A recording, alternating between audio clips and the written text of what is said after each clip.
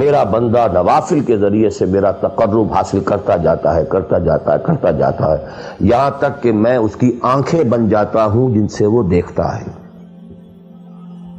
اس کے کان بن جاتا ہوں جن سے وہ سنتا ہے، اس کے ہاتھ بن جاتا ہوں جن سے وہ پکڑتا ہے، اس کے پاؤں بن جاتا ہوں جن سے وہ چلتا ہے۔ حدیث قدسی، اور سارے وہابی بھی مانتے ہیں اس کو، یہ نہ سمجھیے کہ یہ کسی صوفی کی بڑھ ہے، حدیث صحیح عند کل المحدثین۔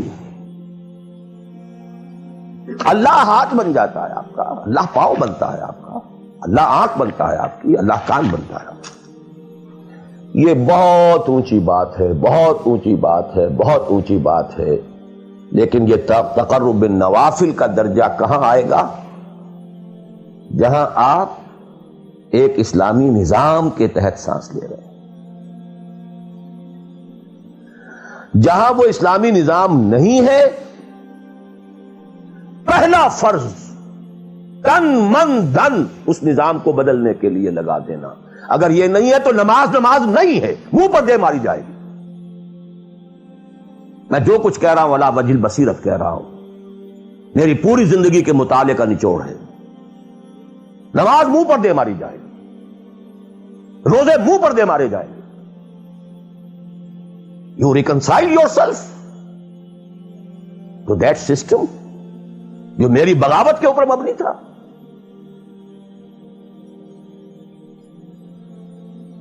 پہلا فرض یہ تن من دھن۔ You cannot reconcile with that system. You cannot accept that system. اس میں اپنے آپ کو اکوموڈیٹ کرنا، اس میں اچھے کیریئر تلاش کرنا، اس میں اچھی جائیداد بنانا، اس میں پیسہ جمع کرنا، اس میں اچھی سے اچھی بچوں کو ایجوکیشن تاکہ بہتر سے بہتر زندگی وہ بھی گزار سکیں، سب کا سب حرام، مطلقاً حرام۔ پہلا کام یہ ہے اپنی جان، اپنا مال، اپنا تن، اپنا دھن سب اللہ کے دین کے لیے خرچ کرو۔ سبسسٹنس لیول کے اوپر صرف جان کو باقی رکھنے کے لیے جو ناگزیر ہے، that is allowed, nothing more. This is the point, crucial point. اب ہمارے سامنے حدیثیں ہوتی ہیں اور وہ سارے فضائل کی کتابیں ہیں اور یہ ہیں جن کا تعلق اس ماحول سے تھا جبکہ دین قائم ہو چکا تھا، اس کانٹیکسٹ میں باتیں ہو رہی ہیں، نفل کی بات ہو رہی ہے اور قیام اللیل کی بات ہو رہی ہے، اور جو ہے ختم قرآن کی بات ہو رہی ہے، اور اگر فجر کے بعد بیٹھے رہے مصلی پر اور 2 رکعت پڑھ کر اٹھے جبکہ سورج نکل چکا ہے تو اب یہ اتنا اونچا ثواب، یہ ساری باتیں، all these things become absolutely irrelevant. The deciding factor is دین غالب ہے، ٹھیک ہے، چلو نوافل کی طرف، قرات کی طرف چلو، جتنا آگے سے آگے یتقرب الی العبد بالنوافل، ورنہ تقرب بالفرائض پہلے فرض کرنے ہوں گے، اور فرضوں میں پہلا فرض جہاد ہے۔ Now please note this word.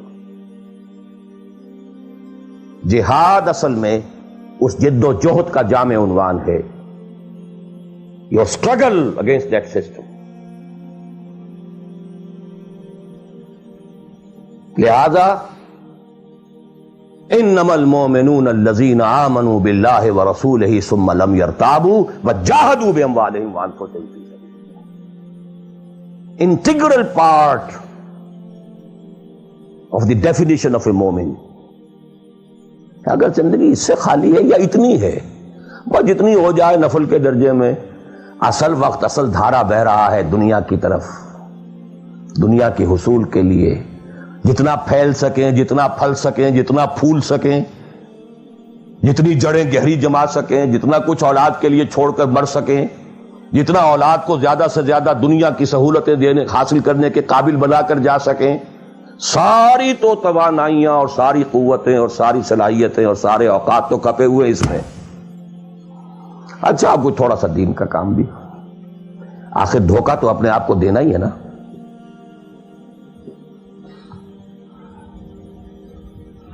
قسمت فروش عورتیں بھی تو کالے کپڑے پہن کے جلوس میں نکلتی ہیں تازیوں کے، اور سبیلیں لگاتی ہیں اور مسجدیں بناتی ہیں. They have to deceive themselves. ڈاکو لوگ نہایت سفاک یتیموں اور بیواؤں کی سرپرستی کرتے تھے. ہمارے معاشرے میں جو بستہ الف بستہ بے کے غنڈے ہوتے ہیں، ان کے ہاں بھی نیکی کا، پن کا، خیر کا کھاتا ہوتا ہے. اسی طرح کچھ مذہبی ایکٹیویٹی ہے. اصل شے یہ ہے کس ماحول میں رہ رہے ہیں. بہت خوش قسمت ہوتا میں اور آپ، پھر آپ اچھے سے اچھا پہنتے، کوئی اعتراض نہیں، اچھے سے اچھا کھاتے. قل من حرم زینۃ اللہ التی اخرج لعبادہ والطیبات من الرزق. خلافت راشدہ میں آپ رہ رہے ہیں، آپ حلال ذریعے سے کما رہے ہیں، آپ بہت اچھا کھائیے، بہت اچھا پہنیے، بلکہ اللہ چاہتا ہے کہ اس کی نعمت جو اس نے تمہیں دی ہے وہ تم پر ظاہر ہو. لیکن پلیز نوٹ دی کانٹیکسٹ. دین مغلوب ہو اور آپ اچھا پہننے اور اچھے کھانے کی فکر میں ہو. مجھے جملہ یاد آ رہا ہے حضرت ابو بکر کا رضی اللہ تعالی عنہ.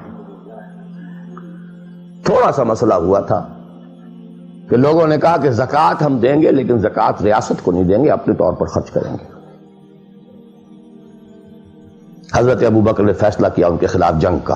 حضرت عمر جیسی شخصیت بھی مشورہ دے رہی ہے کہ دیکھیں نہیں، 2 فرنٹ پہلے ہم نے کھولے ہوئے ہیں. جیش اسامہ کو بھی آپ نے روکا نہیں، جائے حضور نے تیار کیا تھا. پھر جو مرتدی ہو گئے، کسی اور کو نبی مان لیا، ان کے خلاف تو جنگ کرنی ہی کرنی ہے. لیکن یہ تو صرف نماز بھی پڑھ رہے ہیں اور یہ زکوٰۃ کا بھی انکار نہیں کر رہے، صرف ہمیں نہیں دے رہے ہیں. تو ان کے ساتھ ذرا مصلحت کا تقاضا یہ ہے کہ کچھ نرمی کی جائے. ان کے بڑے پیارے الفاظ تھے، ایبدل الدین وانا حی. کیا دین میں تغیر کیا جائے گا جبکہ ابھی میں زندہ ہوں؟ خدا کی قسم اگر یہ حضور کے زمانے میں زکوٰۃ کے اونٹوں کے ساتھ ان کے باندھنے والی رسی بھی دیتے تھے، اور اب اگر یہ کہیں گے کہ اونٹ لے جاؤ رسی نہیں دیں گے، تب بھی میں قتال کروں گا، اور خدا کی قسم کوئی میرا ساتھ نہیں دے گا تو میں اکیلا جاؤں گا. اور اے عمر تمہیں کیا ہو گیا؟ تم جاہلیت میں تو بڑے سخت تھے، اسلام میں آ کر تم نرم ہو گئے ہو. یہ ڈانٹ ابو بکر پلا رہے ہیں عمر کو رضی اللہ تعالی عنہ. تو اچھی طرح جان لیجئے، اب میں نہیں کہہ سکتا کہ میں کس طریقے سے اس کو بیان کروں، کیسے ٹھوک ٹھوک کر آپ کے ذہنوں میں اتار دوں. یہ ہے اصل شے. دین کا سارا سٹرکچر ہی بالکل ریورس ہو جاتا. The whole value structure absolutely changes. Then غالب ہے تو وہ ساری باتیں ہیں جو ہم نے خوب یاد کی ہوئی ہیں. آج حقوق والدین بھی تو ہے نا، آخر بچوں کے حقوق بھی تو ہے نا. یہ حقوق والدین جو ہے ان مہاجرین کو یاد نہیں آئے جو اپنے ماں باپ کو چھوڑ کر مدینے پہنچ گئے تھے. یہ اولاد کے حقوق انہیں یاد نہیں آئے، بیویوں کے حقوق یاد نہیں آئے. وہ تو فینیٹکس تھے نا، پاگل تھے نا.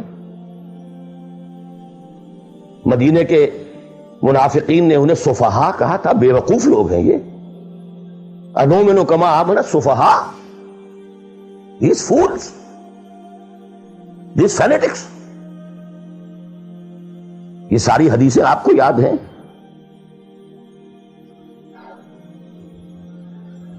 فرق ہے. اسلام غالب ہے تو مسئلہ کچھ اور ہے. اچھا کھائیں، اچھا پہنیں، نوافل ہے، نوافل پر نوافل ہے. جتنی ترقی کیجئے، دنیا میں کرنا چاہیں دنیا میں کیجئے، روحانی ترقی کرنا چاہیں روحانی ترقی کیجئے. سارے میدان کھلے. علم میں، پروفیشن میں، کسی خاص فن میں ترقی کرنا چاہے کیجئے. دین غالب نہیں ہے اور آپ خود 50%، 60%، 70%، 90% کافر ہیں، اس لیے کہ اس ماحول کا جز ہیں جس میں کفر کا نظام ہے.